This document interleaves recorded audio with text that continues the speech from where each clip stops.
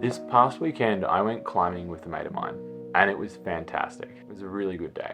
But I did something that I regret, and I didn't hurt anybody, I didn't hurt myself, but I missed out on an experience, not because I wasn't capable, but because I let my mind win. And it really annoyed me because I actually have a framework that I use very regularly for overcoming things like this. And that's what I'd like to share with you today. This video is for all of you who have wanted to do something but haven't, not because you weren't able to do it, not because you didn't have the skill, but because when you're really honest with yourself, you were actually just too scared. This framework has 3 steps to it. There's understanding the roles of the analyst and the intuitive archetypes. There's being able to appreciate the difference between safe zones and go zones and knowing when to move between them. And then there's how to take action, be mindful and focused. The analyst is the planner. That's the side of you that loves details, that wants to know what's going on, that wants everything mapped out in such a way to know exactly what's going to happen. The analyst is very practical and very detail oriented, but the analyst gets themselves into trouble because they're slow, because they overthink, because they procrastinate, and because they don't take action. Then there's the intuitive. The intuitive is the other side that goes with the flow. They don't really plan. They just go with how they feel and float down the river. They're fantastic because they're super adaptable and they fit into wherever they are. But the problem with the intuitive is they don't think. So where the analyst moves too slowly, the intuitive tends to move too quickly. By the time they realize they're in trouble, they're usually in over their head. You've probably got some idea of which one is dominant in your personality. But if you want a quick exercise to figure out who might be dominating yours, you can ask yourself, do I tend to overthink and procrastinate? If that's the case, then you're likely to be more analyst dominant. Or do you find yourself in situations where you're in way over your head and you have no idea how you got there? If that's the case, you're probably more of an intuitive. The key to using this framework is understanding when you need to switch between the two of them.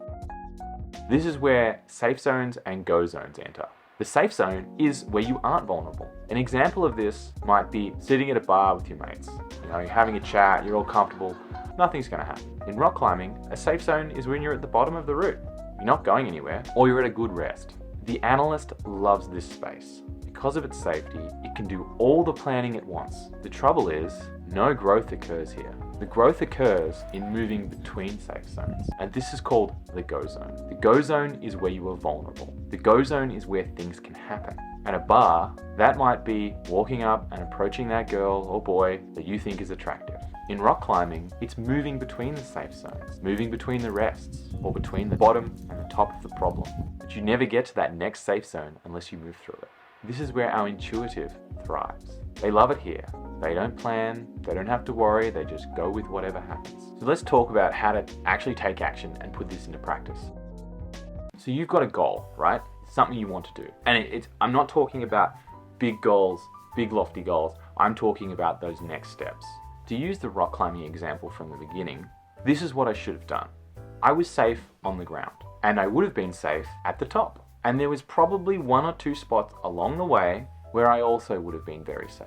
That is, there were very large holds, there was little chance of falling, there was little chance of anything going wrong. So my first step is identifying where these are. The next step is coming up with a plan of action as to how I will get to that. This is where you let your analyst thrive. The analyst is great at this. Allow them to figure out each of the individual moves, each of the individual steps you need to take. And then finally, consider the consequences of a mistake. Back to our original problem. Even if I did make a mistake and fall, the fear was more in my head. I probably wasn't going to get hurt. At this point, we need to tell our analyst to shut up and we switch the intuitive on. Because truthfully, it doesn't take that long to get most of the information together. The longer we sit there after that, we're really just procrastinating. Then we go for it. At that point, we switch the analyst off, we let the intuitive move, and we go. And we don't stop until we meet the next safe zone.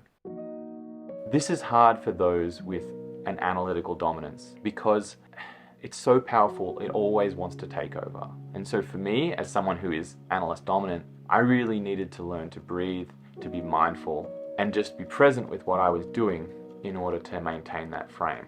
For those in the other camp, it can be harder to stop And so for the intuitives, they need to take a little bit more time at each of these safe zones. They can figure out where is the next place to go. The trouble is, if you let your analyst come out when you're in a go zone, everything will fall apart. You'll move too slowly, you won't be adaptable, and you won't have the outcome you want. You may actually crash and burn way worse than had you done nothing at all. And this can even reinforce our original fear.